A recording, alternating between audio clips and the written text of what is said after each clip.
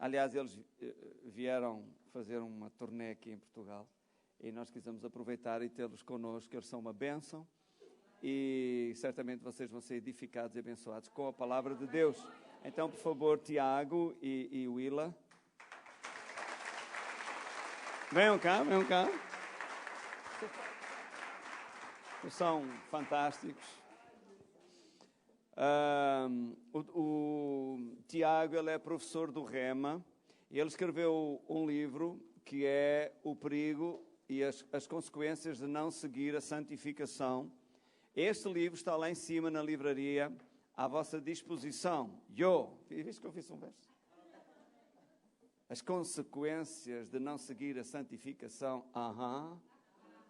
Está na livraria, à sua disposição. Check it out. Então,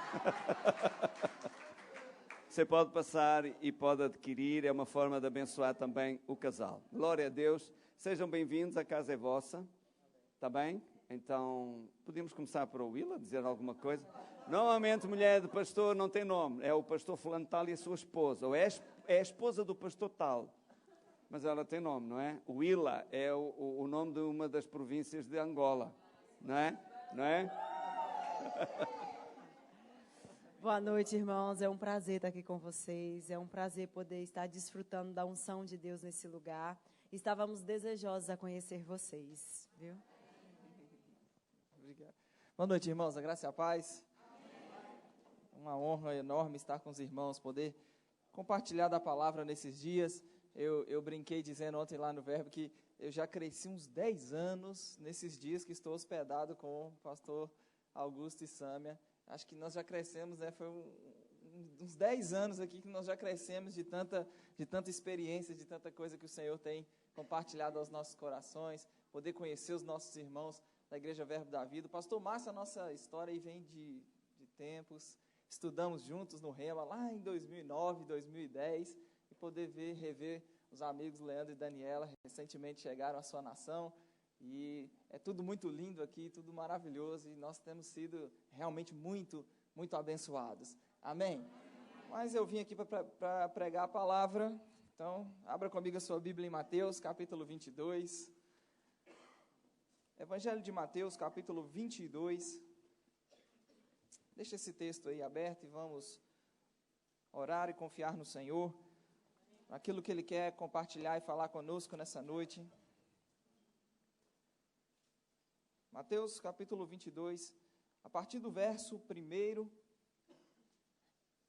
Mateus 22, verso 1, todos acharam? Amém.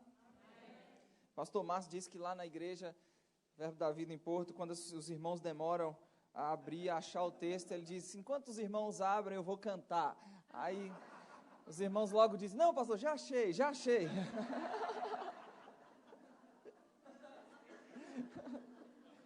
Acho que o pastor Augusto ficou inspirado pelo testemunho e vai começar a colocar em prática. Mateus capítulo 22, todos acharam? O texto diz, de novo entrou Jesus a falar por parábolas, dizendo-lhes, no reino dos céus é semelhante a um rei que celebrou as bodas de seu filho.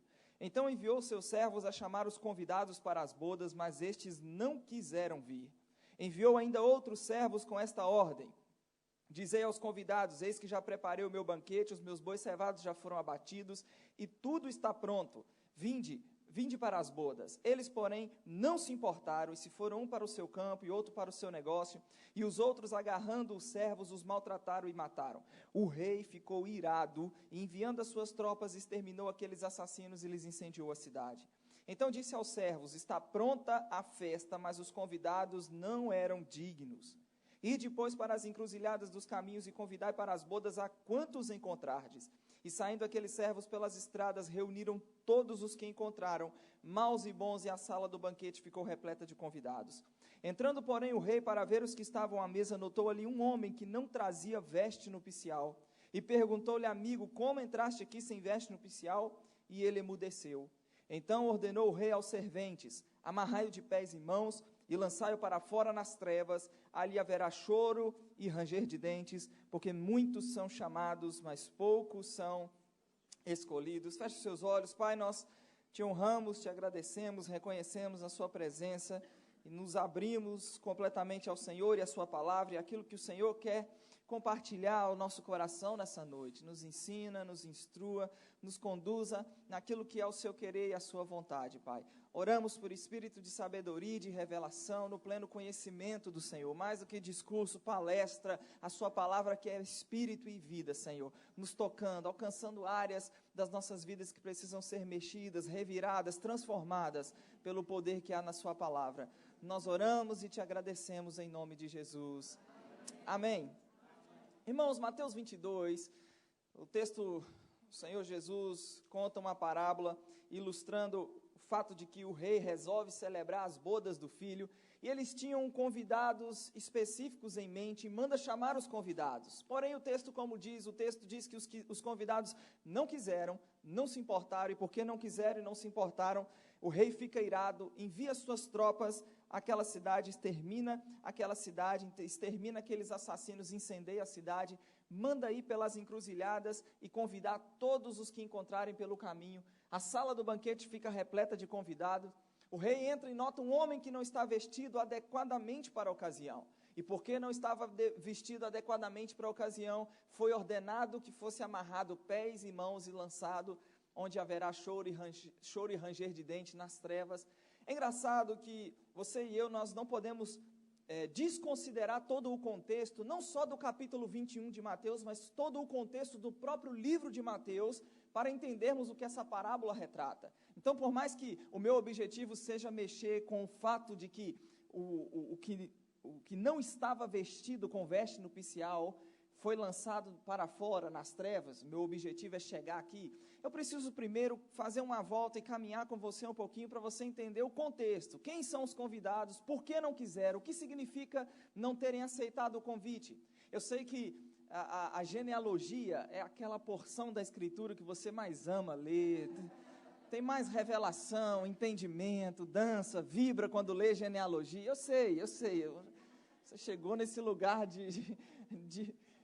mas genealogia na palavra, principalmente para nós, talvez não faça muito sentido, não tenha muito poder, mas para um judeu é carregado de poder.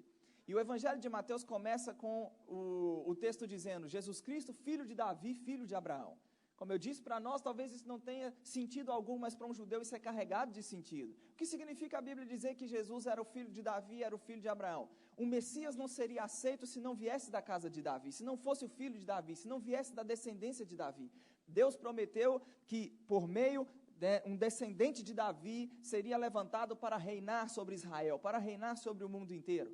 Salvação, filho de Abraão. Lembra quando Abraão foi oferecer Isaac como sacrifício, Gênesis capítulo 22? O que aquilo apontava? Apontava para o Deus que não nos negaria o seu único filho. Amém. Então essa mensagem, na genealogia de Jesus, já tem uma mensagem sendo dita. Salvação e reino se concentram na pessoa do Messias. O livro de Mateus vai girar em torno disso, dessa mensagem de salvação e de reino sendo oferecida aos judeus. Mateus capítulo 3 mostra João Batista no deserto da Judéia pregando e dizendo, arrependei-vos, está próximo o reino do céu. Jesus é batizado por João Batista, vai ao deserto para ser tentado, você conhece a história. A Bíblia diz em Mateus 4:23 que ao regressar do deserto, ele percorria toda a Galileia, ensinando nas sinagogas, pregando o evangelho do reino, curando toda sorte de doenças e enfermidades. Em Mateus capítulo 9, versículo 35, a Bíblia diz que, diferentemente de toda a Galileia, Mateus 9:35 diz que agora ele percorria todas as cidades e povoados, pregando, ensinando e curando. No capítulo 10 de Mateus, ele separa os 12, e no versículo 5, se eu não me engano, Mateus 10:5, ele dá uma instrução. Ele diz, não tomeis rumo aos gentios, não entreis em cidades de samaritanos, procurai de preferência as ovelhas perdidas da casa de Israel. Qual é a instrução do Senhor? Não é momento de ir aos samaritanos, não é momento de ir aos gentios, procurem de preferência as ovelhas perdidas da casa de Israel. Mateus capítulo 11 vai mostrar que a mensagem começa a ser rejeitada. Jesus vai mostrar que os judeus e aquela geração, ao invés de se arrependerem com a pregação de João Batista, chamaram ele de endemoniado, Mateus 11, 16 e 17. Ao invés de se arrependerem com a mensagem do filho do homem, o próprio Messias, chamaram ele de glutão, bebedor de vinho, amigo de publicanos e pecadores. Queria eu ter tempo para poder ensinar todo o livro de Mateus, mas não dá tempo. Do capítulo 11 em diante, você vai perceber a rejeição. O capítulo 12 fica seríssima a relação de Jesus com os fariseus. E no capítulo 21, eu quero que você chegue aí, volte aí um pouquinho no capítulo 21. O texto diz, e o Senhor conta uma parábola de 2 filhos. O pai chega ao primeiro e diz, filho, vai hoje trabalhar na vinha, a partir do verso 28. Filho, vai hoje trabalhar na vinha. Ele diz, eu vou, pai. E depois não foi. Aí chegou o segundo e diz a mesma coisa. O segundo disse, não quero ir, não quero obedecer, mas depois arrependido foi. Aí Jesus pergunta, qual dos 2 fez a vontade do pai? Disseram, o segundo, talvez por uma questão de versão, a sua coloque o primeiro. Mas o objetivo é, aquele que disse que não faria, depois arrependido fez. Aí Jesus diz, João veio a vós outros no caminho da justiça e vocês não acreditaram nele, ao passo que publicanos e meretrizes creram, e vocês mesmo vendo tudo isso não se arrependeram para crer nele. O que Jesus está dizendo? Que publicanos e meretrizes estavam demonstrando fé que os próprios filhos do reino não estavam demonstrando. Capítulo 21, leia comigo, versículo 33. Atentai noutra parábola. Havia um homem dono da casa, plantou uma vinha, cercou-a de uma sebe, construiu nela um lagar, edificou-lhe uma torre e arrendou a uns lavradores, depois se ausentou do país. Ao tempo da colheita, enviou seus servos aos lavradores para receber os frutos que lhe tocavam. Os lavradores, agarrando os servos, espancaram a um, mataram a outro e a outro apedrejaram. Enviou ainda outros servos em maior número e trataram-nos da mesma sorte. Por último, enviou-lhes o seu próprio filho, dizendo, a meu filho respeitarão. Vão dispensar um tratamento diferente para com meu filho. Aí o que eles fizeram? Mas os lavradores, vendo o filho, disseram entre si, ora, este é o herdeiro, vamos, matemo-lo e apoderemo-nos de sua herança. E agarrando-o, lançaram-no fora da vinha e o mataram.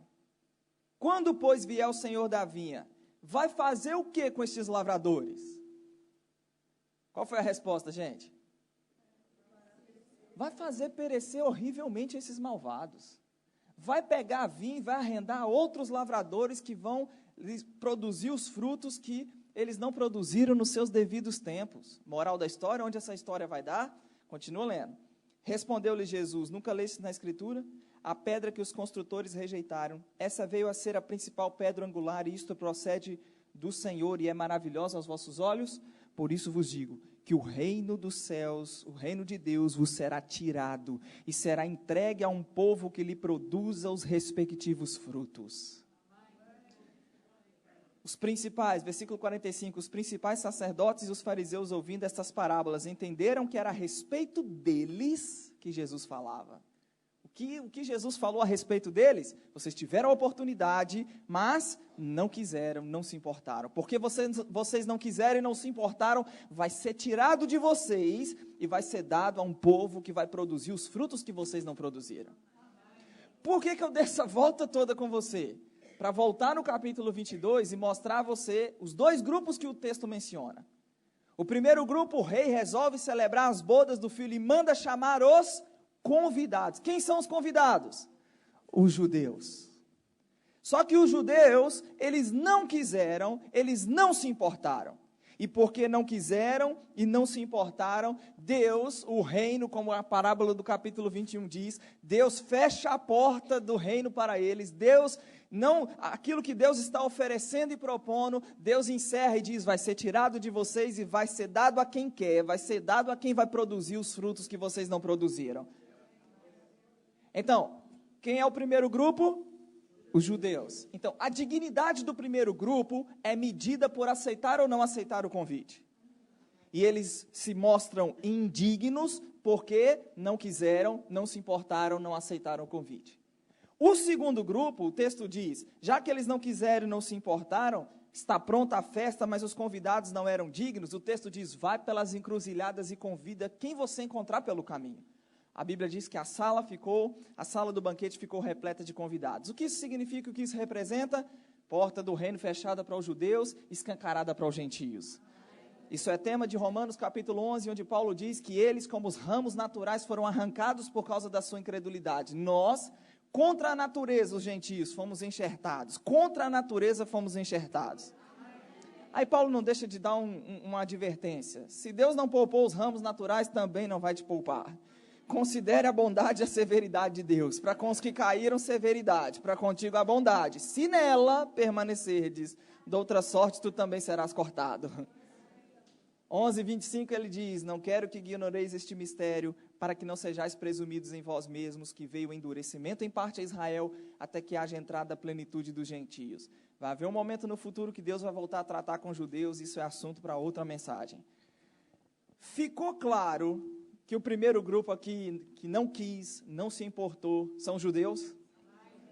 Ficou claro que os que foram reunidos, maus e bons, a sala estava repleta de convidados, ficou claro, gentios? Agora, o que eu quero te mostrar, e o que é o tema daquilo que eu quero compartilhar com você nessa noite, é que nós temos o primeiro grupo e a dignidade do primeiro grupo é medida por aceitar ou não aceitar o convite. Eles não eram dignos porque não aceitaram o convite. Agora, diferentemente do primeiro grupo, a dignidade do segundo grupo é medida não por aceitar ou não aceitar o convite, mas por estar vestido com veste nupcial. A sala estava repleta de convidados, obviamente, eles aceitaram o convite. Agora, a dignidade deles é medida por estar ou não vestido com veste nupcial. Por quê? Porque o texto diz que o rei entra para ver e nota um homem que não está vestido adequadamente para a ocasião. E porque não está vestido adequadamente para a ocasião, foi amarrado de pés e mãos, lançado para fora nas trevas onde vai haver choro e ranger de dentes. Então, a dignidade do segundo grupo é medida por estar ou não vestido com veste nupcial. E a Bíblia tem um princípio aqui sendo ensinado. O que veste significa na Bíblia?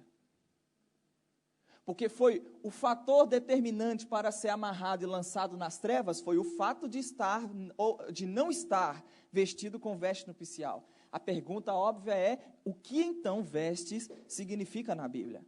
De Gênesis a Apocalipse, a mensagem das vestes é falada.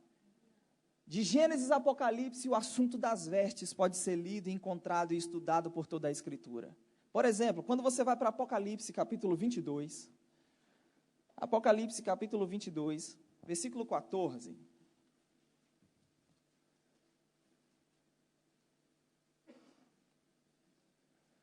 Apocalipse 22, verso 14.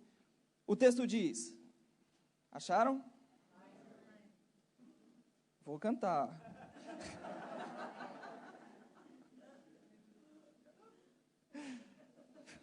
Brincadeira. 22, 14. O texto diz: bem-aventurados aqueles que lavam as suas vestiduras no sangue do Cordeiro, para que lhes assista o direito à árvore da vida e entrem na cidade pelas portas. Peraí, de acordo com o Apocalipse, só vai ter acesso à árvore da vida, só vai entrar na cidade, a Nova Jerusalém Celestial, quem lavou as suas vestes. Então, a mensagem das vestes se encontra no último livro da Bíblia. Para fazer parte do recomeço da história da humanidade, o novo céu e a nova terra, o tabernáculo de Deus que descerá dos céus, o Deus que habitará com os homens, para fazer parte da nova criação de Deus, só fará parte quem lavou as suas vestiduras no sangue do Cordeiro. Quando você vai para o primeiro livro da Bíblia, o assunto das vestes se encontra lá também. Gênesis capítulo 3, vai lá. Gênesis capítulo 3.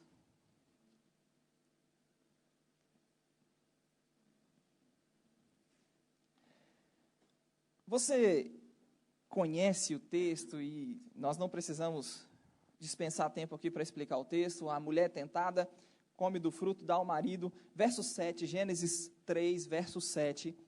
O texto diz: abriram-se então os olhos de ambos e percebendo que estavam o quê? De novo o assunto das vestes. Percebendo que estavam nus, coseram folhas de figueira e fizeram cintas para si. O texto continua dizendo, quando ouviram, 8, a voz do Senhor Deus que andava no jardim pela viração do dia, esconderam-se da presença do Senhor Deus. O que eles fizeram, gente?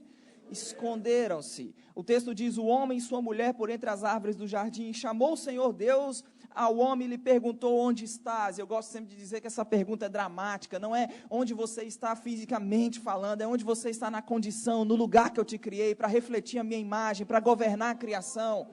Cadê você naquele lugar, naquela condição que eu te criei? A Bíblia diz E chamou o Senhor Deus, verso 10, e ele respondeu: ouvi a tua voz no jardim, e porque estava nu, tive medo e me escondi. Olha só, ele come da árvore do conhecimento do bem e do mal, percebe que está nu, amém? Ele tem medo, se esconde de Deus, e quando o Senhor vai questionar o porquê do comportamento do homem, ele diz: é porque eu estava nu, eu tive medo e eu me escondi. O que a nudez reflete aqui? A nudez reflete, o pecado compromete a relação do homem com Deus, amém? E esse romper da relação do homem com Deus é retratado na linguagem da nudez. A nudez reflete a incapacidade de relacionamento entre o homem e Deus, e o homem está consciente agora de que o pecado comprometeu de alguma forma a sua relação e a sua interação com Deus. E o que eu quero que você entenda é que a nudez é justamente ela que reflete essa incapacidade de relação entre o homem e Deus. Eu estava nu, porque estava nu, eu tive medo, eu me escondi. É engraçado que, pensa comigo, a nudez reflete a incapacidade de relacionamento entre o homem e Deus. O que Deus vai fazer? Deus vai providenciar as vestes, Deus vai cobrir a nudez do homem, e Deus de alguma forma sinaliza para o homem que aquilo que precisa ser feito, no que diz respeito à sua nudez, parte de uma iniciativa minha para resolver o problema. O que precisa ser feito para que a relação seja restabelecida, para que a comunhão seja restabelecida, vai partir de um ato do próprio Deus. Leia comigo Gênesis 3:21, diz o quê? Fez Deus vestimentas de pele para o homem e sua mulher e os vestiu. A mensagem do Evangelho está sendo contada aqui. A substituição está sendo contada aqui. Eu sempre pensei, questionei, lá quando novo convertido, comecei a entender o plano, a revelação bíblica, o propósito bíblico. Eu comecei a entender a palavra de Deus. Eu pensava, poxa vida, vestimentas de pele, significa então que houve sacrifício. Amém? Diferentemente, eu tenho certeza que você sabe disso, folhas de figueira fala de justiça própria, tentativa do próprio homem de resolver o problema da sua nudez, da sua incapacidade de relação com Deus. Aí Deus faz vestimentas de pele e veste o homem. Fez vestimentas de pele e sacrifício de animal. Amém, gente? Você sabe dessa história. Agora, a beleza do texto é justamente aqui. Porque vestimentas de pele significa que animal foi sacrificado. Amém? Agora, significa que animal inocente foi sacrificado. Porque o que o animal tem a ver com o pecado do homem? Nada. Exceto pelo fato de que é Deus que resolve sacrificar o animal inocente, para que ao sacrificar o animal inocente, a inocência do homem cobre ou pudesse cobrir o pecado do homem, pudesse cobrir a culpa do homem. Você tem homem culpado, animal inocente. O que Deus faz? Deus sacrifica o animal inocente para cobrir a nudez do culpado. Se a nudez reflete a incapacidade de relacionamento entre o homem e Deus, parte a iniciativa do próprio Deus. Deus fez vestimentas de pele. Parte de uma iniciativa do próprio Deus em fazer as vestimentas, cobrir o homem devidamente para que o homem pudesse de alguma forma, obviamente você sabe que de uma forma parcial, limitada, incompleta, porque o sacrifício de animal não pode substituir a vida humana.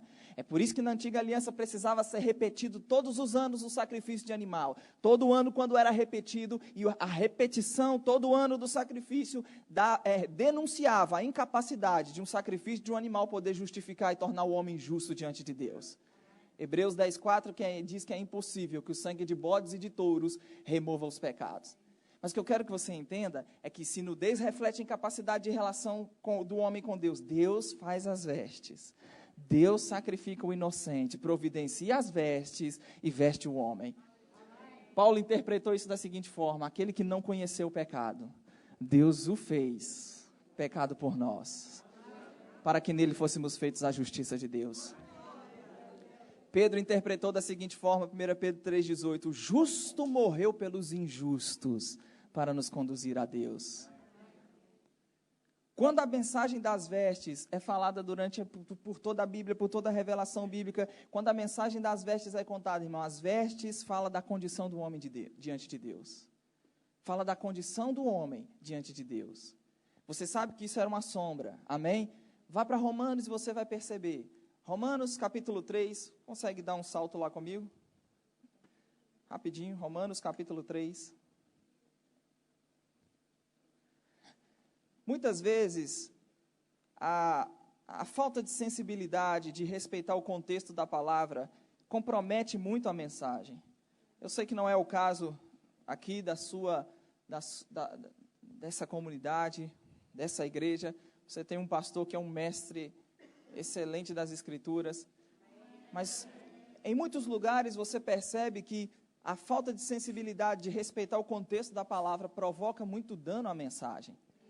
Quando você lê Romanos 3, 23, os crentes sabem de cor. Todos pecaram e o quê? Agora, se você pergunta o versículo 24 sem ler, dificilmente alguém vai responder. Por quê? Porque as pessoas acham que Romanos 3, 23 é a condição em que eles se encontram hoje diante de Deus. E ignoram completamente que não é essa a condição. O que Paulo está fazendo nos 3 primeiros capítulos de Romanos é procurando demonstrar e mostrar qual era a condição do homem diante de Deus. 1,18 de Romanos, ele vai mostrar até o capítulo 2, versículo 16, que todos os gentios estão debaixo do pecado. De Romanos capítulo 2, versículo 16, até Romanos capítulo 3, versículo 23, ele vai mostrar que todos os judeus estão debaixo do pecado. Ele chega na conclusão, no verso 9, e diz, que se conclui, temos nós qualquer vantagem? Ele diz, não, de forma nenhuma, porque temos demonstrado que todos, tanto os judeus como os gregos, estão debaixo do pecado. Como está escrito, não há justo nenhum sequer, não há quem entenda, não há quem busque a Deus. Está todo mundo farinha do mesmo saco. A lei resolve o problema? Ele diz, não. Verso 19 diz que tudo que a lei diz, aos que vivem na lei, o diz, para que se cale toda a boca e todo mundo seja culpável diante de Deus. Ninguém vai ser justificado diante dele por obras da lei, em razão de que pela lei vem o pleno conhecimento do pecado. Imagina você acabou de fazer uma refeição, chega diante do espelho e percebe a boca, o dente sujo. O espelho é ruim ou é mau porque revelou a sujeira em você? Você vai dar, eu brinco dizendo, você vai dar um murro no espelho, vai quebrar o espelho infeliz. Só porque ele revelou algo aparentemente ruim em você? De forma nenhuma. O espelho tem o poder de tirar a sujeira do seu dente, da sua boca? Não. Semelhante a esse espelho era a lei. O homem chegava diante dele e via a sua sujeira, via a sua imperfeição, mas ao mesmo tempo ele não tinha o poder de fazer nada pelo homem. Aí 21 Paulo diz, mas agora, sem lei. Ou seja, o que isso significa? Independentemente da sua obediência, da sua observância à lei, se manifestou a justiça de Deus, testemunhada pela lei e pelos profetas, justiça de Deus para todos e sobre todos os que creem, não há distinção, se encontram todos debaixo do pecado, destituídos da glória de Deus, mas o versículo 24 diz o que, irmãos? Sendo justificados gratuitamente por sua graça, mediante a redenção que há em Cristo Jesus. O que Deus fez, Ele nos tirou da condição de pecadores destituídos da sua glória. O que Ele sinalizou no Éden que faria, sacrificando o inocente. Para quê? Para com as vestes daquele inocente poder cobrir a nudez do homem culpado. Ele fez isso em Cristo, nos justificou gratuitamente. Amém. Agora, o que é engraçado é que essa obra de justificação, ela não isenta a nossa responsabilidade de cooperarmos com Deus e de correspondermos com Deus. Como? De que forma? Vivendo, obviamente, de uma forma diferente da que vivíamos antes de experimentarmos a justificação. O ensino de Paulo é muito coerente, e ele procura tocar todos os aspectos.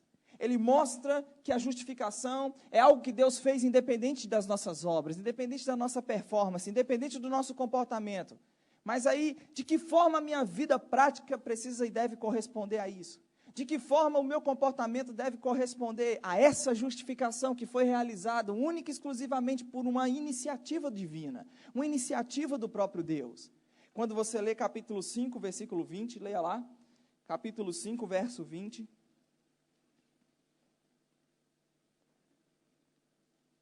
Paulo diz, sobreveio a lei para que avultasse a ofensa, mas onde abundou o pecado, superabundou a graça de Deus.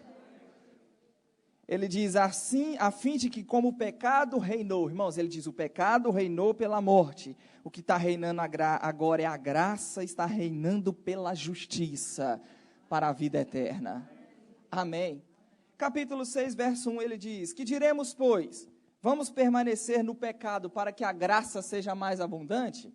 Irmão, olha a coerência desse homem. Se onde abunda pecado superabunda a graça, qualquer um, pensando de forma leviana e irresponsável, poderia dizer, se abunda pecado superabunda a graça, quanto mais no pecado eu me envolver, mais graça superabundará sobre a minha vida. Ele já logo elimina qualquer tipo de pensamento dessa natureza. Ele diz, como, de modo nenhum, verso 2, como viveremos ainda no pecado nós os que para ele morremos? E aí uma longa, e como mestre que era, uma longa explicação do que aconteceu. Porque agora é possível não mais viver no pecado, porque o velho homem, porque pecado é uma questão de natureza. E o velho homem, a natureza comprometida pelo pecado, foi crucificado junto com Jesus. E ele diz, se estávamos unidos com Jesus na semelhança da sua morte, também estávamos na semelhança da ressurreição. Ele diz, o velho homem foi sepultado junto com ele. Amém. Esse velho homem foi sepultado junto com ele. Como Cristo foi ressuscitado dentre os mortos pela glória do Pai, a expectativa agora é que vivamos nova vida. A expectativa é que vivamos uma nova vida. Apocalipse capítulo 19, versículo 7, rapidinho, vai lá. 19, verso 7.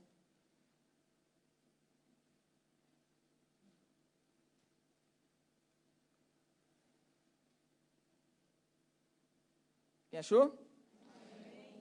Alegremo-nos, exultemos e demos-lhes a glória. Acharam? Porque são chegadas as bodas do Cordeiro, cuja esposa a si mesma já se ataviou, pois foi-lhe dado vestir-se de linho finíssimo, resplandecente e puro. Porque o linho finíssimo são o quê? Linhos de finíssimos são atos de justiça dos santos. Irmão, fui justificado, pela graça de Deus fomos justificados. Agora uma expectativa divina, que haja na nossa vida atos de justiça.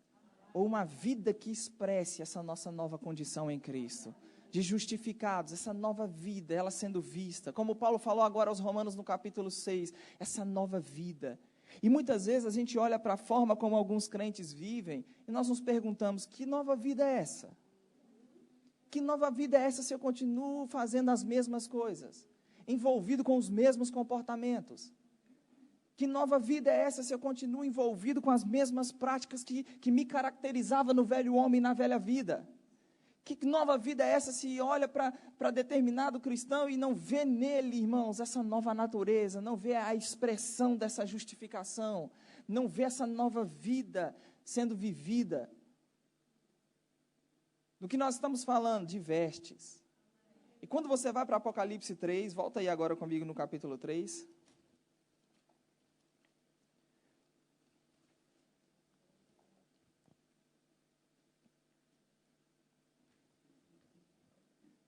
Capítulo 3, versículo 4, Jesus diz à igreja de Sardes, a denúncia do Senhor contra a igreja de Sardes. Tens contudo em Sardes, 3, 4 de Apocalipse, tens contudo em Sardes umas poucas pessoas que não contaminaram as suas vestiduras e andarão de branco junto comigo, pois são dignas. Irmão, o que contamina as vestes? Hein, gente? É o pecado.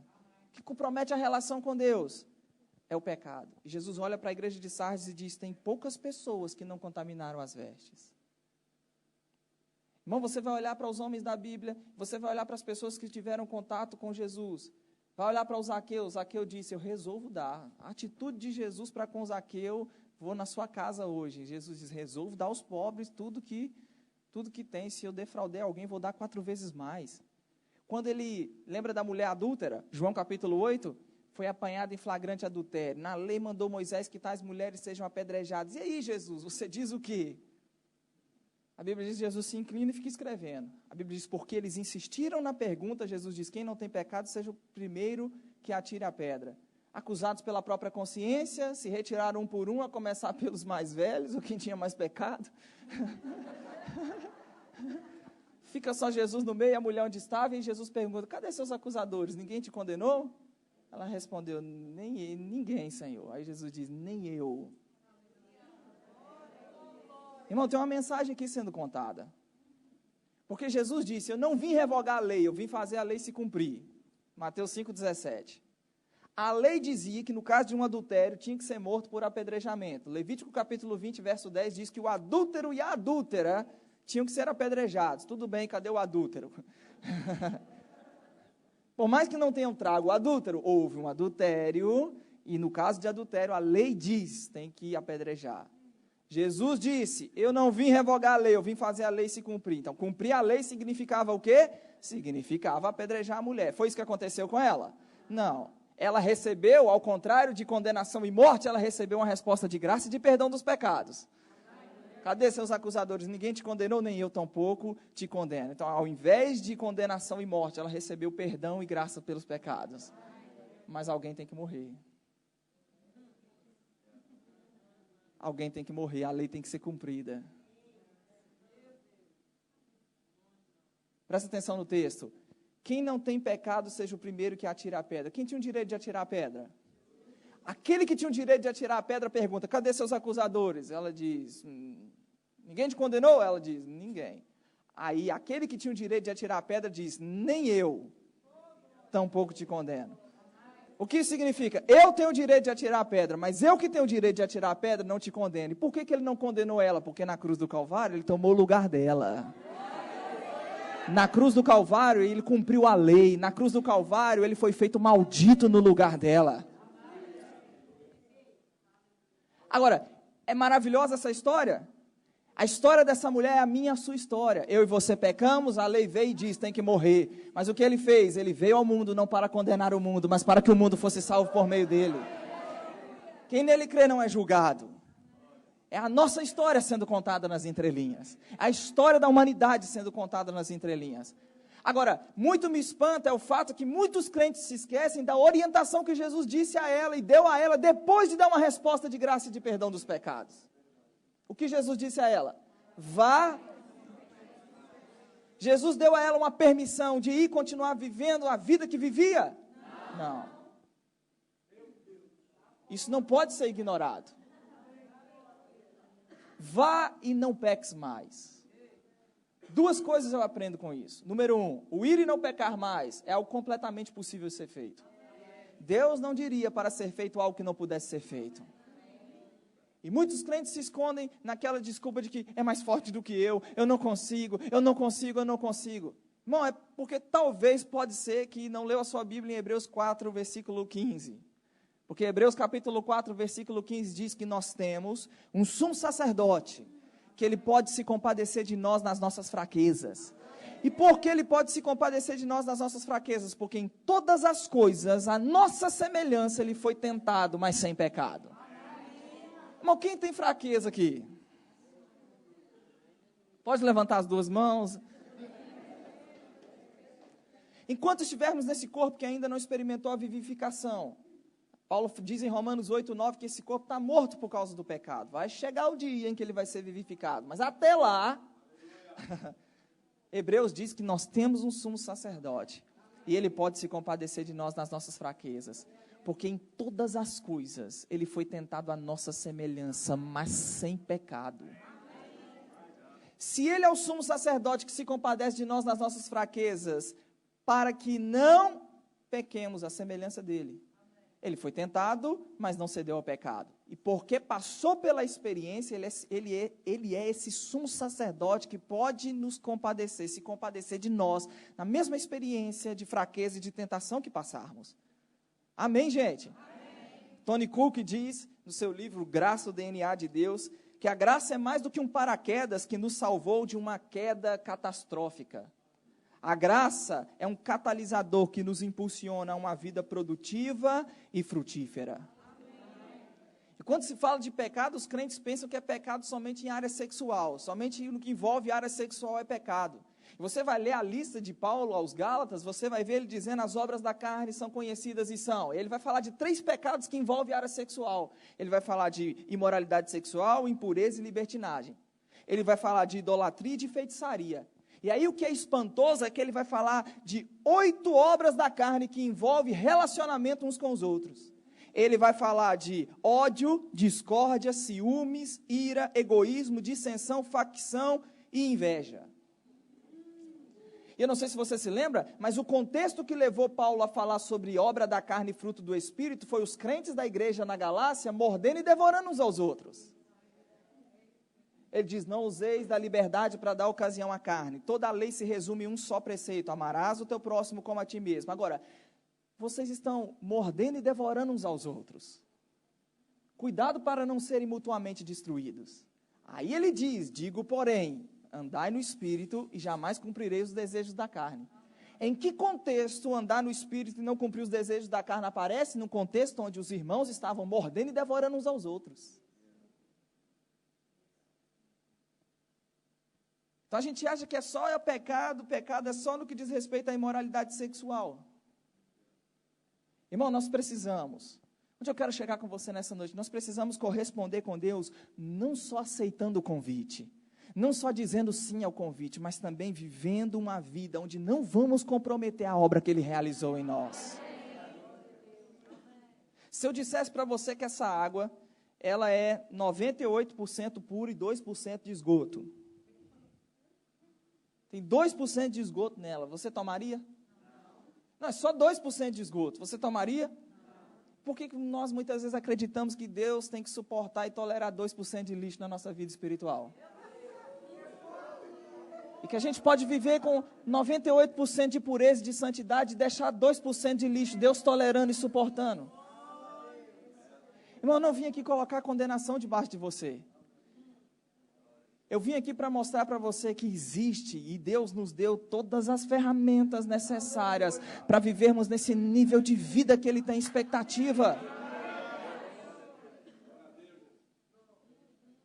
Jesus falou à igreja de Sardes, poucas pessoas que não contaminaram as vestes, poucas pessoas que têm atentado para o fato de não comprometer aquilo que Ele realizou. Tem muita gente acreditando que o que Deus fez em Cristo é o suficiente, já basta, e não importa como se vive, nada do que eu faça vai comprometer aquilo que Ele fez. Irmão, você não vai ver essa mensagem na Escritura.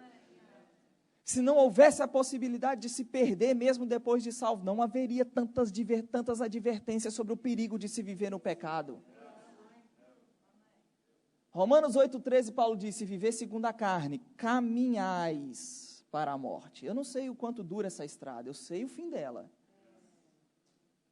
Em Colossenses 3,5, Paulo diz, fazei morrer a natureza terrena, prostituição, impureza, lascívia e por aí vai.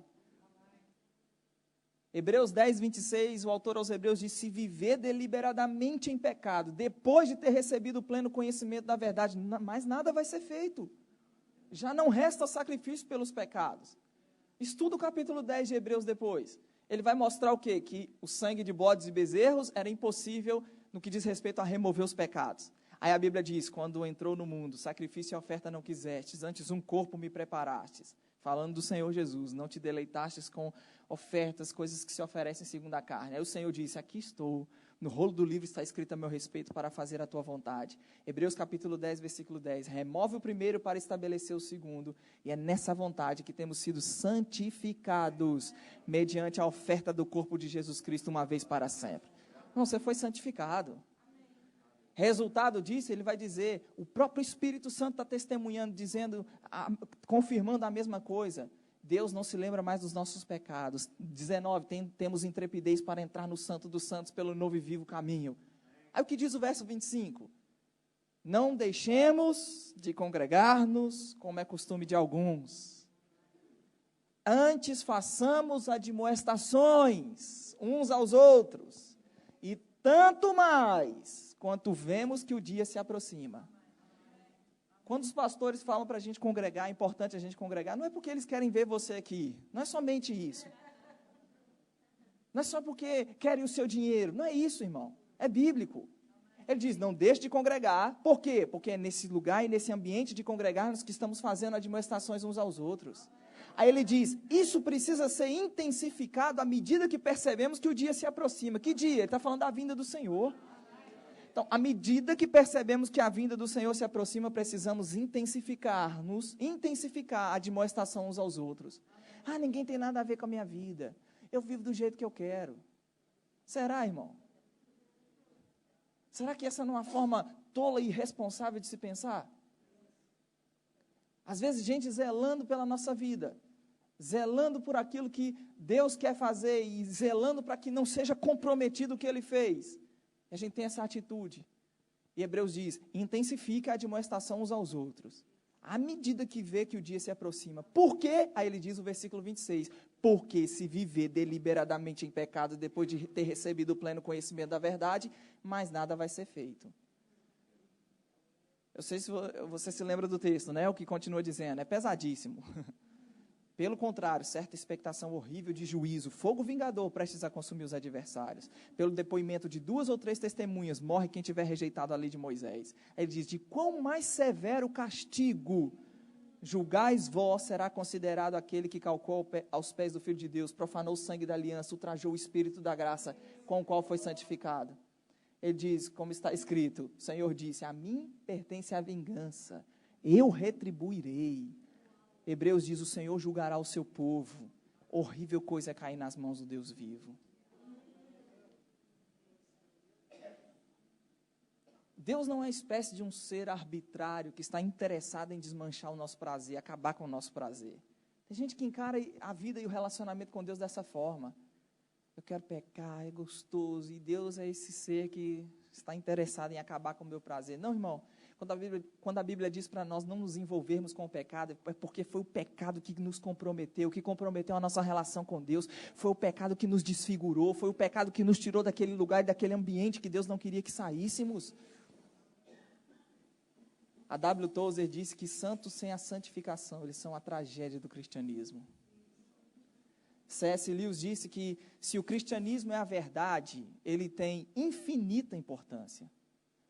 Se ele é mentira, ele não tem nenhuma importância. C.S. Lewis diz, o que ele não pode ser é de moderada importância.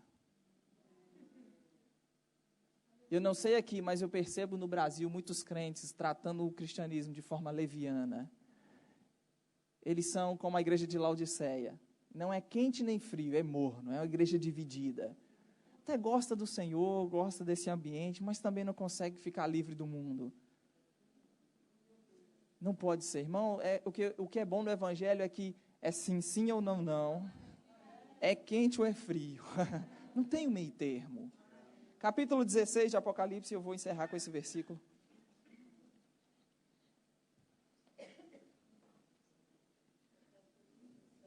Capítulo 16, versículo 15. Capítulo 16, verso 15. Quem achou? Amém. Eis que venho como vem o ladrão. Senhor Jesus dizendo, bem-aventurado aquele que vigia e guarda as suas vestes, para que não ande nu e não se veja a sua vergonha. Presta atenção em tudo que nós estamos falando. Nós estamos falando de um Deus que nos alcançou na nossa nudez. Nos alcançou quando o nosso pecado comprometeu a nossa relação com Ele. Nos tornou justos e nos colocou nessa condição de estarmos em paz com Ele. Agora Ele diz, protege isso, guarda isso, não deixe isso ser comprometido. Não se envolva com aquilo que vai comprometer isso. Apocalipse 3:4 fala de poucas pessoas que não contaminaram as vestes. A orientação do Senhor no capítulo 16 é, vigie e guarda para não perder as vestes. Ele não está falando só de sujar as vestes, ele está falando de perder as vestes.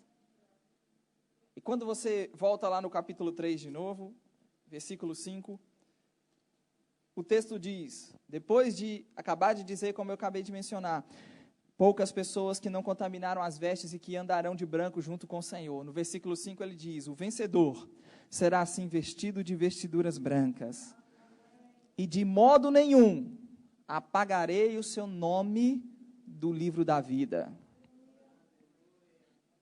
Pelo contrário, confessarei o seu nome diante de meu Pai e diante dos seus anjos. Ele está dizendo que aqueles que forem achados nessa condição de vencedor, serão vestidos de vestiduras brancas, não terão o nome apagado do livro da vida, terão o nome confessado diante do Pai. Significa que o contrário disso também é verdade. Significa que aquele que não for achado na condição de vencedor, não será vestido de vestidura branca, corre o risco de ter o nome apagado do livro da vida e de não ter o nome confessado diante do Pai.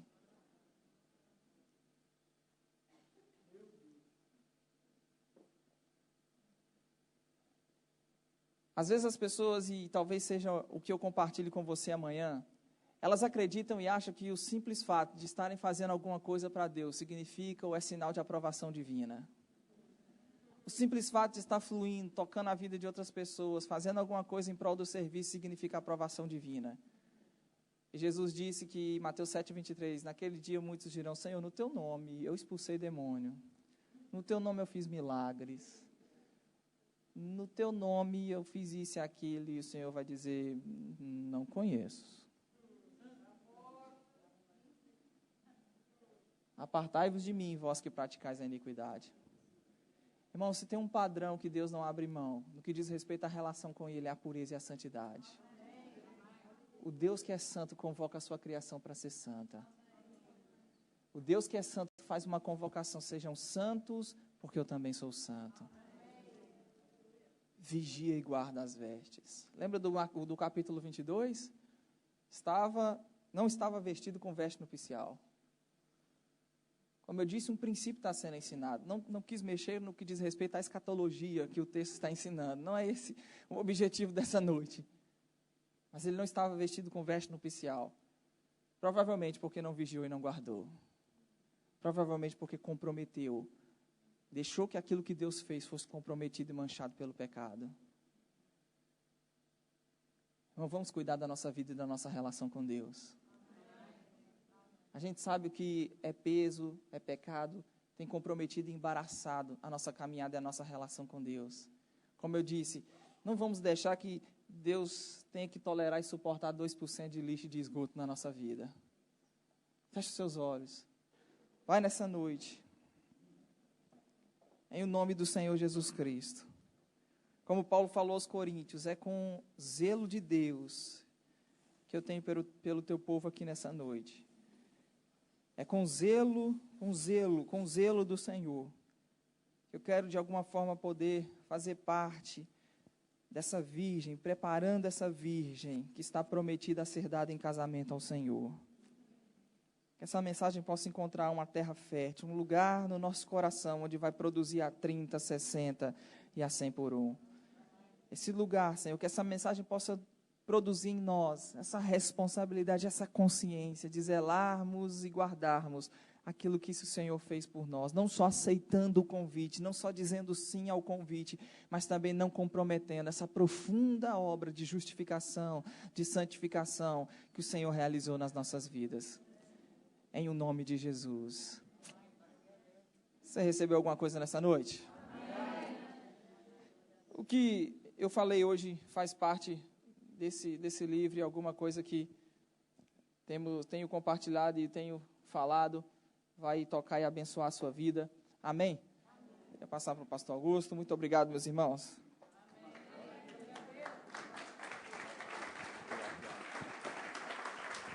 Glória a Deus. É bom sentar e ouvir. Glória a Deus. Então amanhã vamos estar aqui outra vez. Amanhã será às 20 horas. E não às 21 como hoje, ok? Então venha com o coração aberto para receber a palavra de Deus. Amém? E ela vai produzir muito fruto na nossa vida. Aleluia. Amados, não está aqui em causa o que você fez no passado, ou o que aconteceu. Se você se arrependeu, as suas vestes foram lavadas no sangue de Jesus. E sabe, arrependimento é voltar as costas ao erro e não voltar a fazer mais isso. E seguir em frente. Amém? Glória a Deus. Bem, eu deixei alguns anúncios para a parte final, porque eu não queria